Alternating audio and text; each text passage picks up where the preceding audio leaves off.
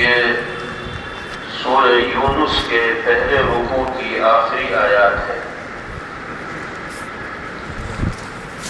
اس سے پہلی آیات میں اللہ رب العزت والجلال نے قرآن کریم کی عظمت و اہمیت اور اس کے مقام و مرتبے کو ذکر فرمایا، اور پھر اپنی قدرت کے مختلف مظاہر بیان فرمائے، آسمان و زمین کا نظام کس طرح باری تعالیٰ نے قائم فرمایا اس کا تذکرہ کیا گیا، سورج و چاند کس طرح اللہ کے حکم کے تابع ہو کر اپنی ڈیوٹی اور ذمہ داری ادا کرتے ہیں اس کو بیان کیا گیا۔ وہ تمام چیزیں جو کائنات میں اللہ رب العزت والجلال کی قدرت و عظمت پر دلالت کرنے والی ہیں ان کا تذکرہ کیا گیا، اور پھر لوگوں کو دعوت دی گئی اس بات کی کہ تم اسی مالک پر ایمان لانے والے، اسی کی عبادت کرنے والے اور اسی کی اطاعت و تابعداری اور فرمانبرداری کرنے والے بنو۔ پہلے اللہ نے اپنی قدرت کے مظاہر بیان کیے اور پھر لوگوں کو متوجہ کیا اپنی عبادت و اطاعت کی جانب۔ تو انسانوں کے دو طبقے سامنے آئے، ایک طبقہ ان کامیاب لوگوں کا جو اللہ کی ذات پر ایمان لانے والے بنے، اللہ کے وعدوں پر یقین رکھنے والے بنے، آخرت کی فکر جنہوں نے اپنے دل کے اندر پیدا کی، دنیا کو جنہوں نے آزمائش و امتحان گاہ تصور کیا اور یہ یقین اپنے دل کے اندر پیدا کیا کہ جیسا کچھ انسان دنیا میں کرے گا مرنے کے بعد اسی طرح کے نتائج اس کے سامنے آئیں گے، انسانوں کا یہ طبقہ کامیاب لوگوں میں شمار کیا جائے۔ دوسرا طبقہ انسانوں کا وہ کہ جس نے اللہ کی ان ہدایات پر کان نہیں دھرے، باری تعالیٰ کی قدرت کے مظاہر کو دیکھنے کے باوجود اس کی ذات پر یقین لانے کو تیار نہ ہوئے، ایمان لانے کو تیار نہ ہوئے، آخرت کے تصور پر ایمان لانے کو تیار نہ ہوئے، یہ یقین ہی ان کے دل کے اندر نہیں پیدا ہوا کہ ہمیں اپنے اعمال کے سلسلے میں جواب دہ ہونا پڑے گا، وہ دنیائی کی زندگی میں مگن ہیں اور یہ سمجھ رہے ہیں کہ بس زندگی تو وہی ہے جو دنیا میں ملی، دنیا کی زندگی ختم ہوگی تو کھیل ختم ہو جائے گا، نہ کوئی سوال ہوگا نہ کوئی جواب ہوگا۔ یہ انسانوں کا وہ طبقہ ہے جو غفلت میں مبتلا ہو کر زندگی گزارتا ہے۔ قرآن پاک کی جو آیات آپ کے سامنے پڑھی گئیں ان میں سے پہلی آیت میں اللہ رب العزت والجلال نے ایسے ہی لوگوں کا تذکرہ کیا ہے جو باری تعالیٰ کی قدرت کے مظاہر دیکھنے کے باوجود اس کی ذات پر ایمان لانے کو تیار نہیں ہوتے اور اس کی تابعداری اور فرمانبرداری کرنے کو تیار نہیں ہوتے، ان کا حشر کیا ہوگا، ان کا انجام کیا ہوگا، اللہ بیان فرما رہے ہیں۔ ان الذين لا يرجون لقاءنا ورضوا بالحياة الدنيا واطمأنوا بها، جن لوگوں کو کھٹکا بھی نہیں ہوتا ہم سے ملنے کا، یعنی کبھی خیال بھی نہیں گزرتا جن کے دل میں کہ کبھی اللہ کی بارگاہ میں پیش بھی ہونا پڑے، اور جو لوگ دنیا ہی کی زندگی میں مگن ہیں اور دنیا ہی میں اطمینان کی سانس لے رہے ہیں، والذین هم عن آیاتنا غافلون، اور جو لوگ ہماری قدرت کی نشانیوں کو دیکھ کر بھی آنکھوں پہ پٹی باندھے ہوئے ہیں، غفلت کی نیند سو رہے ہیں، سورج و چاند، آسمان و زمین، دریا، ندی، نالے، نہ جانے کن کن چیزوں کو دیکھنے کے باوجود وہ اللہ کی ذات پر ایمان لانے کو تیار نہیں، یعنی غفلت میں کھوئے ہوئے۔ کیا انجام ہوگا ایسے لوگوں کا؟ اولئک مأواہم النار یکسبون، ان لوگوں کا ٹھکانہ جہنم ہوگا ان کے کرتوتوں کی وجہ سے۔ اس آیت مبارکہ سے سمجھنا یہ ہے کہ جو لوگ اللہ کی ذات پر ایمان لانے والے نہیں ہیں ان کا تو یہ حشر ہونا ہی ہے، لیکن جو نشانیاں بتائی ہیں اللہ نے ان لوگوں کی جو جہنم کے مستحق قرار دیے جائیں گے، ذرا غور کیجئے اس بات پر کہ کہیں وہ نشانیاں ہمارے اندر تو نہیں پائی جا رہی۔ کہنے کو تو ہم مومن ہیں، سینہ ٹھوک ٹھوک کر اپنے ایمان کا دعویٰ کرنے میں ہم کسی سے پیچھے نہیں رہتے، سب سے آگے دکھائی دیتے ہیں، لیکن جو علامات و نشانیاں اللہ نے ان لوگوں کی بیان فرمائی جو جہنم کے مستحق قرار دیے جائیں گے، کہیں وہ نشانیاں ہمارے اندر تو نہیں پائی جا رہی۔ خدا نخواستہ ان نشانیوں کے آثار اگر ہمارے اندر ہوں گے تو پھر ہم نام کے مسلمان ہوں گے، کام کے مسلمان نہیں ہوں گے۔ کیا نشانیاں بیان کی گئی؟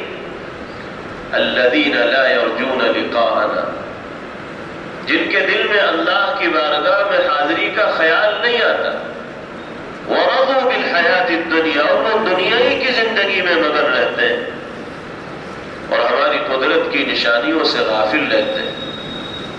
افسوس کے ساتھ کہنا پڑتا ہے کہ ہم جیسے گنہگاروں میں بڑی تعداد ایسے مسلمانوں کی ہے جو کہنے کو مسلمان ہیں لیکن نہ اللہ کے احکامات پر عمل کرنے کی کوئی اہمیت ان کی نگاہ میں ہے، اور نہ جناب رسول اللہ صلی اللہ تعالی علیہ وسلم کی تعلیمات و ہدایات کو اپنانے کی کوئی قدر ان کی نگاہ میں۔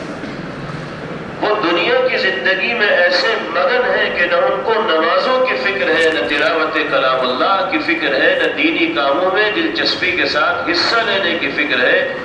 ان کی صبح ہوتی ہے تو دنیا کے جھمیلوں میں گرفتار ہوتے ہیں، شام ہوتی ہے تو دنیا کے جھمیلوں میں مصروف ہوتے ہیں، دوپہر ہوتی ہے وہ تو دنیا کے کاموں کے اندر مصروف دکھائی دیتے ہیں۔ وہ اپنی دینی اور ایمانی ذمہ داریوں کو کہیں سے کہیں ادا کرتے ہوئے دکھائی ہی نہیں دیتے۔ تو بتائیے کہ ان میں جن کے دل پر مہر لگ چکی ہے کفر کی اور ہم میں کیا فرق رہ گیا؟ جس طرح وہ دنیا کی زندگی میں مگن ہو کر اللہ کو بھلائے بیٹھے ہیں اور غفلت کے پردے ان کے دلوں پر پڑے ہوئے ہیں، اسی طرح اگر ہم بھی اللہ کے حقوق کی ادائیگی میں کوتاہی کریں گے تو ہم بھی اسی طرح کی زندگی گزارنے والے ہوں گے جس طرح کی زندگی گزارنے والوں کے لیے اللہ نے یہ کہا ہے کہ وہ جہنم کے مستحق قرار دیے جائیں۔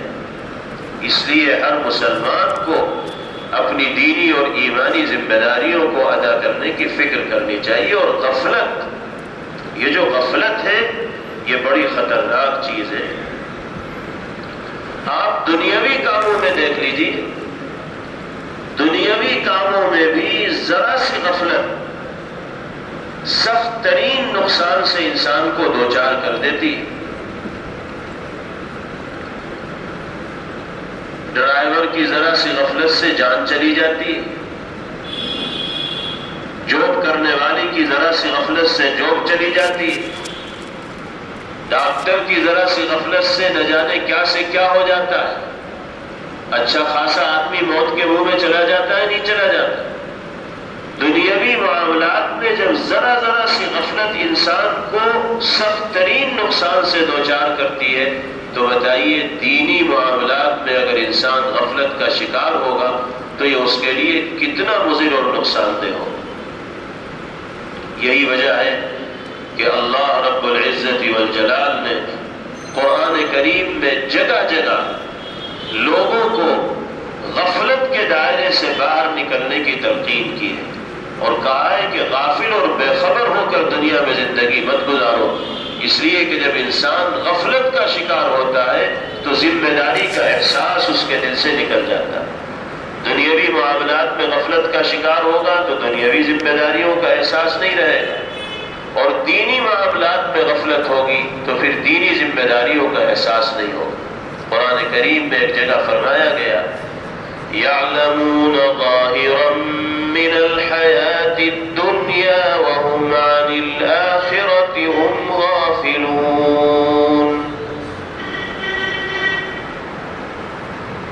ایسے لوگوں کی جو اللہ کے غصے کے مستحق قرار دیے جائیں گے، کیفیت بتائی جا رہی ہے کہ وہ لوگ ایسے ہیں جو صرف دنیا کی ظاہری ٹیپ ٹاپ اور زیب و زینت کے بارے میں جانکاری رکھتے ہیں، اسی میں صبح سے شام تک لگے رہتے ہیں اور آخرت سے غافل ہوتے ہیں۔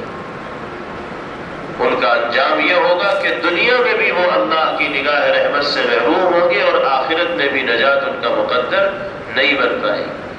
اسی طرح ایک جگہ فرمایا گیا، اقترب للناس حسابهم وهم في غفلة معرضون۔ لوگوں کے حساب و کتاب کا وقت قریب آ چکا ہے، اس کے باوجود بھی غفلت کی نیند میں اس طرح ڈوبے ہوئے ہیں لوگ کہ اپنے حساب و کتاب کی فکر بھی ان کو نہیں ہے، اعراض کر رہے ہیں۔ اس طرح کی آیات قرآن پاک میں جگہ جگہ آپ کو ملیں گی، اور ان آیات مبارکہ سے اللہ رب العزت والجلال نے دنیا میں بسنے والے انسانوں کو غفلت کی نیند سے باہر نکلنے کی ہدایت دی ہے اور اپنی دینی اور ایمانی ذمہ داریوں کا احساس پیدا کرنے کی تاکید کی۔ نبی کریم علیہ الصلاۃ والسلام کی زندگی قیامت تک آنے والے انسانوں کے لیے کھلی کتاب کی طرح۔ آپ دنیا کے مختلف اہم کام انجام دیا کرتے تھے۔ آپ صرف نبی اور رسول نہیں تھے بلکہ نظام حکومت بھی پیغمبر علیہ الصلاۃ والسلام ہی چلاتے تھے۔ سارے کاموں کو انجام دینے کے ساتھ ساتھ فکر آخرت سے کبھی پیغمبر علیہ الصلاۃ والسلام غافل نہیں ہوئے۔ یہی وجہ ہے کہ صحابہ کرام رضوان اللہ علیہم اجمعین فرماتے ہیں، کان دائم الفکرۃ متواصل الاحزان۔ نبی کریم علیہ الصلاۃ والسلام ہم وقت فکر مند دکھائی دیتے تھے اور ایسا محسوس ہوتا تھا کہ کوئی رنج ہے اور غم ہے جو آپ کو کھائے جا رہا۔ یہ جو ہم وقت کی فکر مندی ہے، جس کے آثار پیغمبر علیہ الصلاۃ والسلام کے چہرے سے ظاہر ہوتے تھے، یہ وہی آخرت کی فکر ہے، اللہ کے بندوں کو کامیابی کے راستے پر لانے کی فکر ہے۔ تو غفلت سے باہر نکلے انسان اور بیداری کی زندگی گزارے۔ حضرت ربعی ابن حراش رحمہ اللہ جلیل القدر تابعی گزرے ہیں، ان کے بارے میں آتا ہے کہ کبھی بھی حضرت کو ہنستے ہوئے نہیں دیکھا گیا۔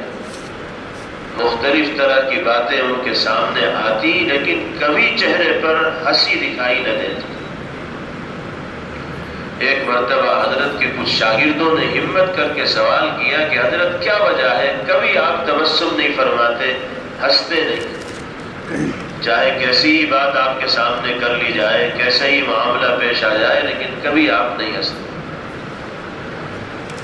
تو حضرت نے ایک ٹھنڈی سانس بھری اور اس کے بعد ارشاد فرمایا کہ بھائی میں کیسے ہنس سکتا ہوں جب تک مجھے یہ نہ معلوم ہو جائے کہ مرنے کے بعد اللہ نے جنتیوں میں میرا نام لکھا ہے یا جہنمیوں میں میرا نام لکھا ہے۔ جب تک مجھے اس بات کا یقین نہیں ہوگا کہ میں جنت کا مستحق ہوں، اس وقت تک ہنسی کا کیا مطلب؟ خوشی تو اس وقت ہوگی جب کامیاب لوگوں میں ہمارا نام ہو۔ ان کے حالات لکھنے والے لکھتے ہیں کہ جب حضرت کا انتقال ہوا اور روح پرواز ہوئی تو چہرے پر مسکراہٹ آ گئی۔ غسل دیا گیا تب مسکراہٹ تھی، دفنایا گیا تب مسکراہٹ تھی، قبر میں دفنایا جانے لگا تو چہرہ پھول کی طرح مسکرا رہا تھا اور اسی حال میں ان کی تدفین کر دی گئی۔ جس شخصیت کو زندگی میں کبھی ہنسی نہ آئی، روح کے پرواز ہونے کے بعد چہرہ کھل اٹھا، اس لیے کہ اللہ نے مقام دکھا دیا ہوگا کہ آپ کو اس جگہ جانا ہے اور جنت کے آپ مستحق ہیں۔ تو اللہ والوں کی زندگی بیداری میں گزرتی ہے، کبھی غفلت کی چادر اوڑھ کر وہ دنیا میں زندگی نہیں گزارتے۔ یہی ربعی ابن حراش ہے جن کی دینداری کا، صداقت و سچائی اور حق گوئی کا یہ عالم ہے کہ کبھی اللہ کے بندے کی زبان سے جھوٹ نہیں سنا گیا۔ کیسا ہی سخت سے سخت معاملہ پیش آیا، جھوٹ کا سہارا حضرت نے کبھی نہیں لیا۔ حجاج ابن یوسف کے زمانے میں ان کے 2 نوجوان بیٹے تھے جن کو حجاج گرفتار کرانا چاہتا تھا۔ حجاج دیندار طبقے پر ظلم و ستم کرنے کے اعتبار سے تاریخ میں مشہور ہے۔ اس کے نشانے پر حضرت کے 2 نوجوان بیٹے تھے۔ اس نے اپنے سپاہیوں کو ان کو گرفتار کرنے کے لیے لگا رکھا تھا، لیکن یہ ہاتھ نہیں آ رہے تھے۔ بالآخر مایوس ہو کر اس کے سپاہی حجاج کے پاس واپس گئے اور کہا کہ وہ ہمارے ہاتھ نہیں آئے۔ تو حجاج کی مجلس میں بیٹھے ہوئے ایک صاحب نے ایک رائے پیش کی کہ میری رائے یہ ہے کہ آپ ان کے والد صاحب سے معلوم کرو کہ بیٹے کہاں ہیں۔ مجھے یقین ہے کہ وہ صحیح بتا دیں گے، اس لیے کہ کبھی ان کو جھوٹ بولتے ہوئے نہیں سنا گے۔ حجاج نے کہا کہ چلو اس حربے کو بھی آزما کے دیکھ لیتے ہیں، اس نسخے کو بھی اختیار کر کے دیکھ لیتے ہیں۔ جب ہم نے سارے جتن کر لیے اور وہ ہاتھ نہیں آئے تو یہ جتن بھی کر لیتے ہیں۔ چنانچہ اس نے اپنے لوگوں کو حضرت ربعی ابن حراش رحمہ اللہ کے پاس بھیجا جو گھر کی بیٹھک میں تشریف فرما تھے۔ یہ لوگ گئے اور جا کر کہا کہ ہم حجاج کے ہاں سے آئے ہیں، حضرت کے علم میں ساری بات ہے کہ نوجوانوں کو حجاج گرفتار کرنا چاہتا ہے۔ انہوں نے اپنے آنے کا مقصد بیان کیا اور پوچھا کہ آپ کے صاحبزادگان کہاں ہیں؟ ہم تلاش کرتے کرتے تھک گئے لیکن ہماری رسائی ان تک نہیں ہو پائی، آپ بتا دیجیے۔ حضرت ربعی ابن حراش رحمہ اللہ نے سب کچھ جاننے بوجھنے کے باوجود کہ اگر میں بتاؤں گا تو یہ بچے کو گرفتار کریں گے اور گرفتار کر کے ظالم حجاج کے پاس لے جائیں گے اور وہ کیا سزا دیں کچھ نہیں کہا جا سکتا۔ گول مول جواب بھی دے سکتے تھے، ٹال بھی سکتے تھے، لیکن بغیر کسی تنزل اور ہچکچاہٹ کے فوراً حضرت نے جواب دیا ہما فی البیت، وہ دونوں اس وقت گھر میں موجود ہیں۔ حضرت کی اس حق گوئی کا، سچائی کا، صداقت کا اور سچ بولنے کا اثر ان لوگوں پر ایسا ہوا کہ وہ آگے کچھ کہنے کی جرات ہی نہ کر پائے۔ وہ تو یہ سوچ کر آئے تھے کہ جب ہم پوچھیں گے بیٹوں کے بارے میں تو حضرت بھی پریشان ہو جائیں گے کہ لو بھائی یہ تو گھر پہ بھی آ گئے اور بچے گھر میں یہ چھاپا ماریں گے، ان کے پاس طاقت ہے، حکومت ہے، سب کچھ ان کے پاس ہے، جو چاہیں گے کر لیں گے۔ وہ تو یہ سمجھ کر آئے تھے کہ کوئی گول مول جواب ملے گا، لیکن وہاں تو بالکل صاف ستھری بات کہی گئی اور بغیر کسی لاگ لپیٹ کے کہہ دیا گیا کہ وہ گھر میں موجود۔ اللہ نے ان کے دل پر ایسا رعب طاری کیا کہ پکڑنا وکڑنا تو چھوڑ، وہ واپس حجاج کے پاس گئے اور کہا کہ ہم نے اللہ کی ذات پر یقین رکھنے والا ایسا مضبوط انسان آج سے پہلے کبھی نہیں دیکھا تھا۔ ہم نے اللہ کے اس ولی کے چہرے پر معمولی اثرات بھی تو نہیں دیکھے، جب ہم نے اس کے بچوں کے بارے میں، ان کے بچوں کے بارے میں سوال کیے وہ صاف صاف بتا دیا۔ تاریخ میں لکھا ہے کہ حجاج ابن یوسف پر بھی حضرت ربعی ابن حراش کے اس کردار کا اور حق گوئی کا ایسا اثر ہوا کہ وہ بھی پانی پانی ہو گیا اور اس نے اپنے درباریوں کی بھری مجلس میں یہ اعلان کیا کہ تم سب گواہ رہنا، قد عفوت عنہما لصدق ابیہما، میں نے ان دونوں نوجوانوں کو معاف کر دیا ان کے والد کے سچ بولنے کی وجہ سے۔ یہی وجہ ہے کہ پیغمبر علیہ الصلوۃ والسلام نے فرمایا الصدق ینجی والکذب یہلک، سچائی انسان کو بچاتی ہے، نجات دلاتی ہے، اور جھوٹ ہمیشہ انسان کو ذلیل کرتا ہے، ہلاک کرتا ہے، برباد کرتا ہے۔ یہی ربعی ابن حراش ہے جو فکر آخرت میں اس طرح غرق رہے کہ زندگی بھر ان کے چہرے پر ہنسی نہیں دیکھی ہے۔ اللہ رب العزت والجلال ہم سب کو ایمانی صفات اختیار کر کے زندگی گزارنے کی توفیق عطا فرمائے۔ اس کے بعد اللہ نے اہل ایمان کا تذکرہ فرمایا، ان الذين آمنوا وعملوا الصالحات يهديهم ربهم بإيمانهم تجري من تحتهم الأنهار في جنات النعيم، جو لوگ ایمان لائے اور نیک اعمال کیے ان کے پروردگار ان کو جنت کا پہنچائیں گے ان کے ایمان لانے کی وجہ سے۔ یہاں ہدایت سے مراد منزل مقصود تک پہنچانا، صرف راستہ دکھانا نہیں۔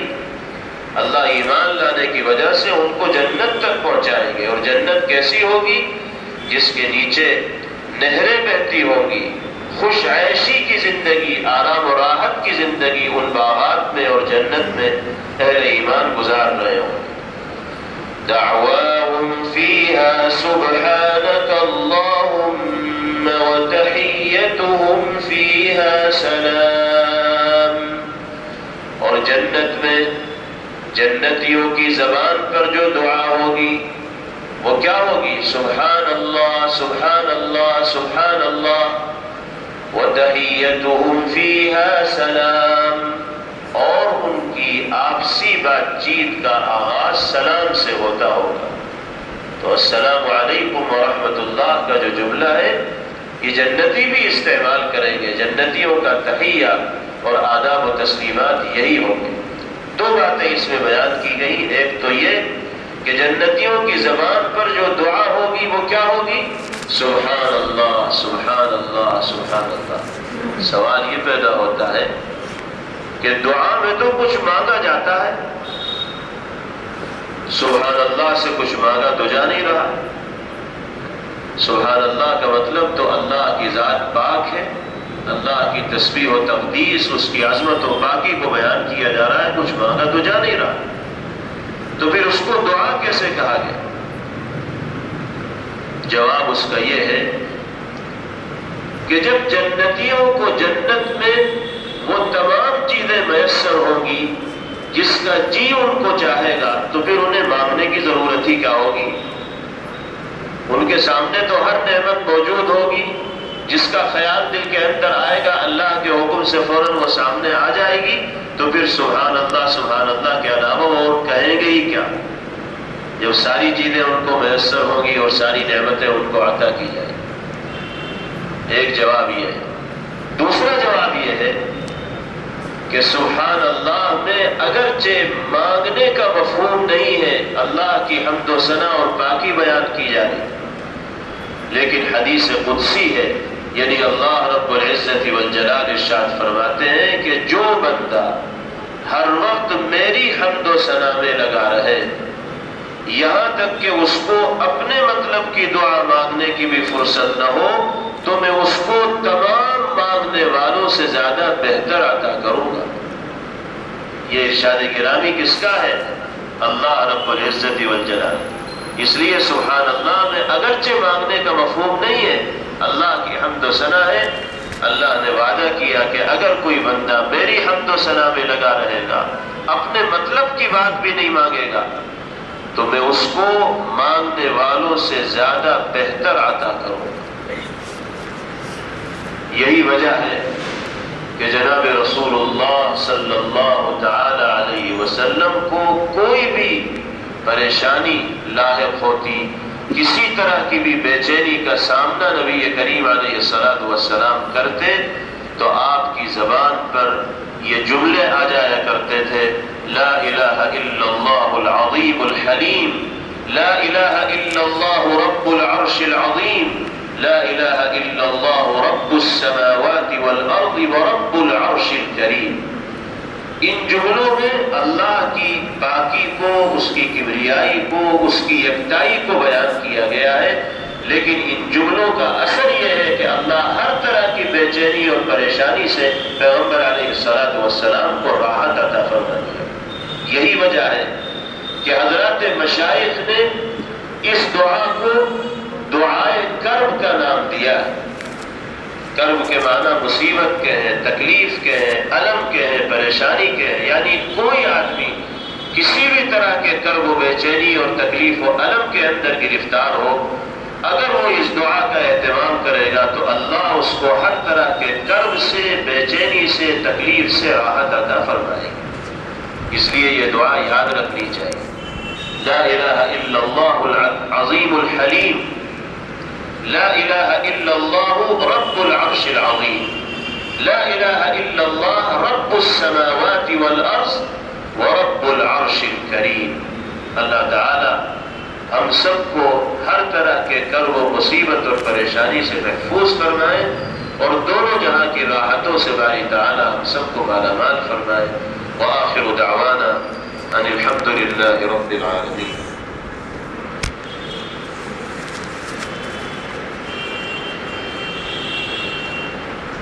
خاص طور سے دعا فرمائیے حضرت مولانا سید محمد رابع حسنی ندوی نور اللہ مرقدہ کے لیے. حضرت کی وفات سے بہت بڑا خلا ہوا ہے، ہندوستان ہی میں نہیں بلکہ عالم اسلام میں. وہ بہت ہی محترم، مخدوم اور بزرگ شخصیت کے مالک تھے. آل انڈیا مسلم پرسنل لا بورڈ کے صدر تھے اور دارالعلوم ندوۃ العلماء لکھنؤ کے ناظم تھے. حضرت مولانا سید ابو الحسن علی میاں ندوی نور اللہ مرقدہ کے سچے جانشین تھے اور بہت ہی اللہ والے، متواضع، ذی علم اللہ کے بندے تھے. ایک بڑی خوبیوں کی مالک شخصیت تھی جو اللہ کے جوار میں چلی گئی اور ہم اس سے محروم ہو گئے. دعا کیجیے اللہ حضرت کی مغفرت فرمائے، قبر کو نور سے منور فرمائے، درجات کو بلند فرمائے اور ہمارے جو دیگر اکابر بزرگان دین بقید حیات ہیں اللہ ان کی عمروں میں برکت عطا فرمائے اور ان کے سائے سے دیر تک ہم سب کو مستفید ہونے کی توفیق میسر فرمائے. اللهم لك الحمد كله ولك الشكر كله اللهم لا نحصي ثناء عليك أنت كما أثنيت على نفسك. اللهم صل وسلم وبارك على سيدنا ونبينا ومولانا محمد وعلى آله وصحبه كما تحب وترضى عدد ما تحب وترضى. لا إله إلا الله الحليم الكريم سبحان الله رب العرش العظيم. لا إله إلا أنت سبحانك إني كنت من الظالمين. ربنا ظلمنا أنفسنا وإن لم تغفر لنا وترحمنا لنكونن من الخاسرين. يا حي يا قيوم برحمتك نستغيث أصلح لنا شأننا كله ولا تكلنا إلى أنفسنا طرفة عين. اللهم اغفر لنا ما قدمنا وما أخرنا وما أسررنا وما أعلنا وما أنت أعلم به منا. أنت المقدم وأنت المؤخر لا إله إلا أنت. لا إله إلا الله رب العرش الكريم. لا إله إلا الله العظيم الحليم. لا إله إلا الله رب السماوات ورب الأرض ورب العرش الكريم. یا اللہ محض اپنے فضل و کرم سے ہم سب کے گناہوں کو معاف فرما دیجیے، ہماری خطاؤں سے صرف نظر فرما دیجیے، ہم سب کی لغزشوں سے درگزر فرما دیجیے. الہ العالمین اس عشرے میں ہم سب کے لیے عذاب نار سے خلاصی کے فیصلے فرما دیجیے. یا اللہ دونوں جہاں کی راحتوں سے ہم سب کو سرفراز فرما دیجیے. الہ العالمین ہر خیر سے مالا مال فرمائیے، ہر شر سے ہم سب کی حفاظت فرما دیجیے. اے کریم آقا ایمانی صفات سے ہم سب کو مزین اور آراستہ فرما دیجیے. اے اللہ آپ نے قرآن مقدس میں اپنے ان بندوں کی جو صفات ذکر کی ہیں جو آپ کی نگاہ رحمت سے محروم ہیں، ان صفات کا حامل ہمیں نہ بنائیے. اے اللہ اگر ہماری زندگیوں میں بھی اس طرح کی علامات و نشانیاں پائی جاتی ہوں جس طرح کی علامات جہنمیوں میں پائی جاتی ہیں تو ہماری ان علامات سے حفاظت فرما دی. اے اللہ ہمیں جنت کے راستے پر گامزن ہونے کی توفیق مرحمت فرما دی. اے اللہ ہم جب آیات قرآنیہ کو پڑھتے ہیں، اس کے مفہوم کو سمجھتے ہیں اور پھر اپنی زندگی کا جائزہ لیتے ہیں تو بڑا ڈر لگتا ہے، بڑا خوف ہوتا ہے، بڑا احساس ہوتا ہے کہ ہم کس منہ سے آپ کا سامنا کریں گے. کس منہ سے آپ کی رحمت کا سوالی بنیں گے؟ اگر آپ نے ایک مرتبہ ہم سے پوچھ لیا کہ تم نے کہاں تک ہماری نعمتوں کی قدر کی اور ہماری ہدایات پر عمل کیا، تو ہمارے لیے تو جواب کے لیے الفاظ نہیں ہوں گے۔ اے اللہ ہمارے حال پر رحم فرما دیجیے، اے اللہ ہمارے حال پر رحم فرما دیجیے، ہمارے گناہوں کو نظر انداز فرما دیجیے۔ اے کریم آقا ہماری بدعمالیوں سے صرف نظر فرما دیجیے، اور ہم سب کے لیے بغیر استحقاق کے عفو درگزر کے فیصلے فرما دیجیے۔ اگر ہم گناہوں کی وجہ سے آپ کی رحمت کے مستحق ہونے کے لائق نہ بھی ہوں تو بھی اے اللہ اپنے خاص فضل سے ہمیں اپنی رحمتوں کا مستحق بنا دیجیے۔ اے اللہ آپ قادر مطلق ہیں، آپ جیسا چاہتے ہیں ویسا کرتے ہیں، کوئی آپ کے فیصلے پر انگلی رکھنے والا نہیں۔ آپ نے اگر ہم جیسے مجرموں اور پاپیوں کو معاف فرما دیا تو کوئی آپ سے سوال نہیں کرے گا، آپ کے خزانے رحمت میں بھی کوئی کمی نہیں آئی۔ اے اللہ ہم سب کے لیے عفو درگزر کے اور بخشش کے فیصلے فرمائیے، عافیت کی اور عزت کی زندگی ہم سب کو نصیب فرمائیے، ہمیں اور ہمارے متعلقین و اہل خانہ میں جو بیمار ہوں ان کو مکمل شفا اور صحت کی دولت سے مالا مال فرمائیے۔